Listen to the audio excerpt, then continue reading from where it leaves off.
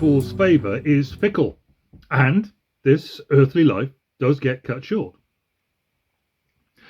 Haman the Agagite was the second most powerful person in the preeminent empire that history had seen up until that point in time. But in Esther chapter 7, he loses all he has in a moment for his awful and unjust opposition to the covenant people of God. One puff of the cold wind of heaven, and the setting of the sails of the godly to their breeze, and this haughty man Haman was gone. Let's see what we can gather from this story for our help and encouragement as it comes to us today from Esther chapter 7. Firstly, in Esther 7 verses 1 to 2, the king raises his query. So the king and Haman went to Queen Esther's banquet, and as they were drinking wine on the second day, the king again asked, Queen Esther, what is your petition? It will be given you. What is your request? Even up to half the kingdom it will be granted. Now this is the big showdown chapter, and look how ordinary it appears to be as the chapter gets launched. Another day of drinking and feasting at the court of King Xerxes. Same old going on there then.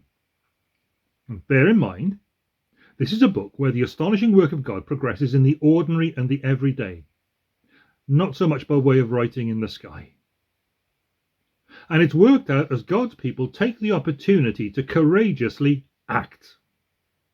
Now what Esther's doing, when along comes Xerxes' third invitation to Queen Esther to state her request, and again it comes with the assurance from the king of a positive and generous response. This situation, though only one of those present currently knows it, is both delicate and dangerous. Esther needs to accuse Haman the Agagite without incriminating the king, who had after all accepted Haman's money bung to issue the edict to annihilate the people of God. So let's see how that request goes in verses 3 to 4. Finally, Queen Esther comes out with her request. Then Queen Esther answered, If I've found favour with you, your majesty, and if it pleases you, grant me my life, this is my petition, and spare my people, this is my request. For I and my people have been sold to be destroyed, killed, and annihilated. If we'd merely been sold as male and female slaves, I would have kept quiet, because no such distress would justify disturbing the king. Now, Esther knows full well she needs to incite the king against his closest friend and advisor, Haman, without bringing down Xerxes' wrath on herself. But once she goes for it, this girl really does go for it. By way of identifying with the king, Esther structures her petition quite carefully. When Xerxes invited Esther to make her petition, he did it quite rhetorically in exactly the same words he used at the previous banquet. What is your petition? What is your request? Excuse me. See, he uses two words, petition, request, to refer to the same thing. Do you see that? It's important because of what follows. See, Esther structures her response to correspond to that format. Grant me my life, this is my petition. Spare my people, this is my request. And by framing her response using the pattern of the king's rhetoric, Queen Esther highlights that her life and the life of her people are one and the same. In other words, her destiny is made one piece with her people's destiny. And this shows great commitment, not just to God, but also to his people, which is the way it always pans out. You can't have God, but not his people, because our God is committed to his people. And Esther kind of sees that, and for all her human failings, is committed to the Lord and to his people. So having heard for the third time Xerxes' invitation to make her request, Esther's going to fill in the background and then state her request. And she does so decisively with power and passion. And as she does so, she virtually backfills Haman's grave. Quoting almost exactly the words of Haman's edict in Esther 3:13, but this time using the passive voice, not to blame anybody, Esther delays mentioning Haman's name and the fact that it was the king himself who sold the Jewish people for Haman's bribe of 10,000 talents of silver. You can check that out in chapter 3, verses 9 and 11. And by the time she's done that, Esther has done enough to light the king's notorious blue touch paper, and he's off like a rocket. Verse 4 is what's got him going. I and my people have been sold to be destroyed, killed, and annihilated. And then in verse 5, we get King Xerxes' raging response. King Xerxes asked Queen Esther, "Who is he? Where is he, the man who's dared to do such a thing?" Xerxes' volatile temper and indignation erupt with a demand to be told who it is. And in Hebrew, his words sound like a rattle of gunfire. His honour is offended that someone would attempt to injure his queen and her people, and the demand rings out that she tell him who and where this guy is. Did you notice? Esther has quoted the death edict, but it meant so little to the monarch that this despot recognises not a jot of it. He needs to be told. And Esther's language in response is at least as emotional and angry as the king's. In verses 6 to 8, she exposes Haman. Listen to this. Esther said, "An adversary and enemy, this vile Haman." Now, only the king and Haman are in the room. And in the Hebrew, her words are staccato, rapid fire. "A man hateful and hostile, this wicked man Haman." Then verse 6 tells us, Haman was terrified before the king and queen. The king got up in a rage, left his wine and went out into the palace garden. But Haman, realizing the king had already decided his fate, stayed behind to beg Queen Esther for his life. Xerxes has left in something of a quandary. And he seems now to have remembered the edict. Can he punish Haman for something he himself approved? Got to think about it. If he does so, he really stands to lose face, and this is going through his mind out there in the garden. And the edict he issued is irrevocable, in keeping with the laws of the Medes and the Persians. So how can he save both his wife and her people? Again, God secures the situation in his providential ordering of the way very ordinary things play out. Verse 8, just as the king returned from the palace garden to the banquet hall, Haman was falling on the couch where Esther was reclining. He's trying to beg for his life, right? Now spot the irony here. This storyline takes off when Mordecai the Jew refuses to fall down before Haman the Agagite. And it ends with Haman falling down before Queen Esther to plead for his life, only to fall from his high position as second over the empire to an ignominious death, being impaled as a traitor. So the king walks in, and there's Haman dropping on the couch that the queen is on. He knows to beg for his life. The king thinks, what is he doing? Do you see how the king's dilemma of how to do away with Haman that he was rattling around in his mind in the garden is now resolved by this man Haman's further folly? Now, of course, Haman knows the king's fury has fallen onto him, and he'll have seen it happen to many others before him, and he also knows the king is a pawn in the hands of his court. He is unable to make his own clear decisions, and he pleads with Esther for his life, and look where it gets him. We've been watching in this story a man in the king, Xerxes, are manipulated by the agenda of others, so steeped in that culture and aware of how it works. Haman realizes his destiny now, and it lies in the hands of Queen Esther, so he drops there and he begs her to plead with the king for his life, but he pleads with her in an already very complicated situation. You see, harem protocol dictated that no man but the king should be left alone with a harem woman. Haman should have left immediately when the king went out in the garden. But would he flee into the face of an already raging monarch, or flee from the room completely, suggesting guilt and equally launching a manhunt? Haman's kind of trapped. Even when other men were present, only the king was allowed to be closer than 7 steps away from a harem woman. So falling on the couch where Esther was reclining is just unthinkable. And in the sovereign providence of God, it is precisely at that moment that Xerxes returns to find that his quandary about what he can do with Haman has been resolved. Haman has done enough on that couch for the king to condemn him to death. And as if to highlight the extent of this great reversal that God has brought about to protect all his covenant people, a suitable sentence is swiftly suggested. Haman is sentenced, verses 9 and 10 of chapter 7 of Esther.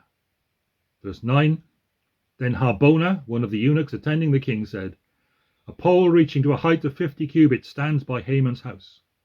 He had it set up for Mordecai, who spoke up to help the king. The king said, impale him on it. So they impaled Haman on the pole he'd set up for Mordecai. Then the king's fury subsided. Now, it is relevant that Mordecai is the man who saved the king's life from assassination in Esther chapter 2. So when Harbona suggests Haman should be hanged on the gallows he'd built for Mordecai, it would be only natural for Xerxes to suspect that Haman, who'd risen quite so high as to become a potential threat, had some sympathy with the assassins. And this point's particularly emphasized in the Greek translation of the Old Testament. It's called the Septuagint. There's a bit of a technical question here as to quite how Persians would have hanged someone on a gallows, and that's reflected in differing English translations. Translations that are dominated by a modern Western approach to translating the Hebrew here, when it speaks of being suspended on a pole, imagine mention of a rope, a platform with a trap door in it, and the chilling words of the hanging judge being suspended by the neck until dead. But there's in fact no mention of trapdoors and ropes and stuff at all in this passage, and they don't fit the historical Persian practice either. The way Persians suspended someone to death in the days of Esther involved the forceful insertion of a pointed pole, either longitudinally or horizontally, into and up through a body, and then lifting the pole up to exhibit the anguished victim, who might take several days hanging there to die, depending on which vital organs were damaged. Now, fundamentally, Harbona's suggestion is horrible. A horror it's hard just to pass over, but common in the kingdom in which Esther had become queen. The whole scene has got a lot going on in it. It's been all about who gets life and who doesn't. Esther's very evidently pleading for her life, as well as the lives of all her people, the people of God. And Haman is pleading for his life, predictably also the lives of his family. But for both and for all of them, it is totally clear that their own lives do not lie in their hands. There's the thing.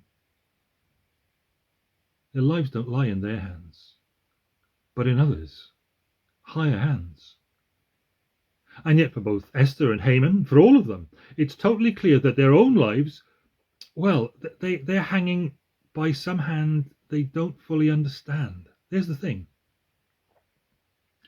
These people in the story both act in the situation. They're not entirely passive, but they're certainly being shown to us, these very powerful people, second in the kingdom, and the queen of Persia, very powerful people, are being shown to us as far from the masters of their own destiny. And behind their actions, unmentioned, behind their impotence, lies the one who works out everything in accordance with his will. You know, in Hebrew, Haman's name actually means magnificent.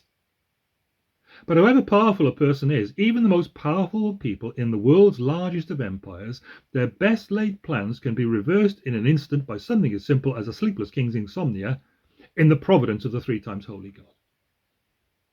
And that raises a question. What do you make of the way Esther is totally merciless in destroying Haman? She's really blunt about it, back in verses 3 and 4. We've been sold, I and my people, to be destroyed, to be killed, and to be annihilated. If we'd been sold merely as slaves, men and women, I would have been silent, for our affliction is not to be compared with the loss to the king. You see, quite a few commentaries struggle to deal with the fact she attacks, going in so low, so hard, doesn't plead with Xerxes to pardon her enemy when the verdict gets delivered later on. Divine justice, of course, inevitably and inextricably involves the destruction of evil. And the author of Esther has shown us an evil that is absolutely personal. Haman has generated and propagated that evil.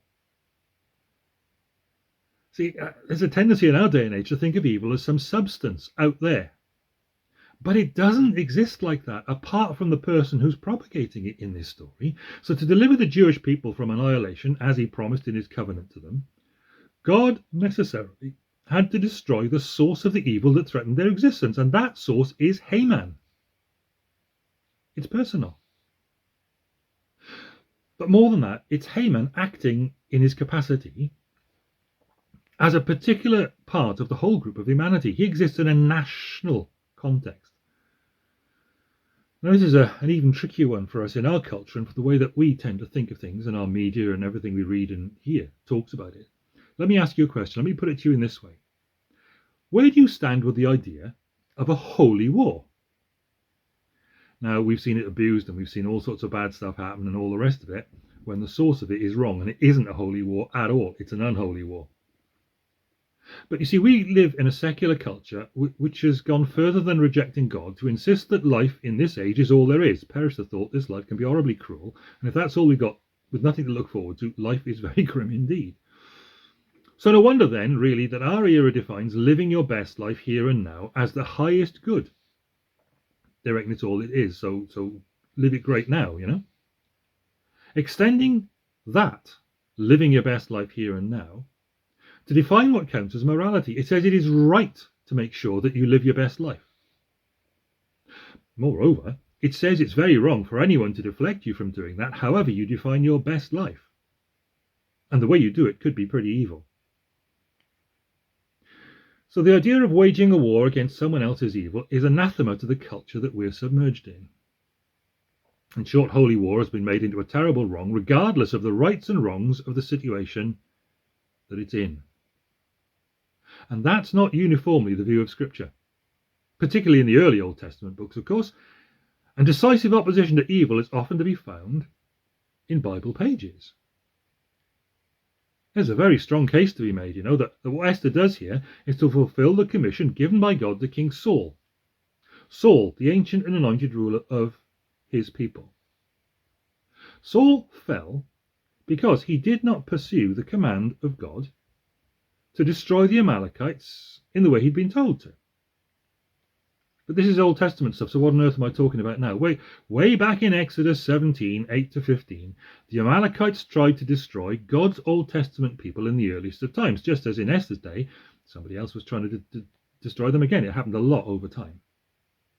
And on account of the Amalekites trying to destroy God's Old Testament people, God instructed Israel's first king, Saul, son of Kish, to destroy the Amalekites because of the thing that they had done and the threat that they posed to the people of God, to the purpose of God with those people. And the words of the account of what's happening back there with Saul are similar to the words used here in Esther in the edict of Haman against the Jews in Persia, as well as the words in Mordecai's edict countering Haman's edict will be later on, something to come in the next chapter. The words are very, very similar. You see, Saul had the opportunity to kill the Amalekite king, King Agag, the king of the enemies of God's people. But Saul did not do so. He spared the man against what God had told him to do. And that act of disobedience in the holy war God had commanded is what disqualified Saul as Israel's king going forward. And because of Saul's failure, the Amalekites harried God's people and his cause across history. In continuity with that trend, generations later, Haman the Agagite, the descendant of that king Agag that Saul spared, turned the power of Persia against the exiled nation of King Saul, the Hebrews. Okay, so in that situation then, would God's people still be protected by God's covenant promises, even in spite of Saul's disobedience? Not without holy war against the implacable enemies of God's cause and people, a holy war that Esther now picks up. Now, of course, no one should take Queen Esther's unique role at a specific and singular point in salvation history as something to be emulated and done by us today. Of course not. When Jesus came, he made clear in John 18:36 a change of things in the new covenant. Jesus said, "My kingdom is not of this world. If it were, my servants would fight to prevent my arrest by the Jewish leaders. But now my kingdom is from another place." Things have changed in the way faithful resolution is expressed in this world. In these new covenant days, says Paul, in fact, explicitly in 2 Corinthians 10, verse 4, the weapons we fight with are not the weapons of the world. You know, bows and arrows, swords, spears. On the contrary, these weapons, they have divine power to demolish strongholds. He's talking about spiritual warfare. And resolute pursuit in this new covenant way of the welfare of God's people and the fulfillment of his promise still reflects clear covenant faithfulness to him, resolution, but in picking up different weapons with which we fight the battles of the kingdom of God for his cause and for his people. So let's bring this to a conclusion. The The entire account here in Esther chapter 7 is steeped in deep irony, and the irony highlights the extent and the wonder of the reversal of things that God brings about in terrible times to protect both his purposes and his people. We've said before, and it's still the case, it is not the miraculous in this book, but the ordinary that God uses to bring about the sea changes that pepper the account. But behind the ordinary events, miraculous things are happening to bring these things to be. It's miraculous to see the way the changes are brought about in God's providence. And if there's anything to take away for us today from what we've looked at, it must be the role of pinning your colours to the mast as a Christian, to act decisively in the cause and for the people of God with the courage born of faith. To act decisively in the decisive moments that God has created for the cause of his people and purposes. Because God acts decisively this day to preserve Jew and Gentile both, who turn from sin to trust in Christ and enter his new covenant community, the authentic church of Christ, the church of God. So God bless you guys. Have a faithful and a decisively great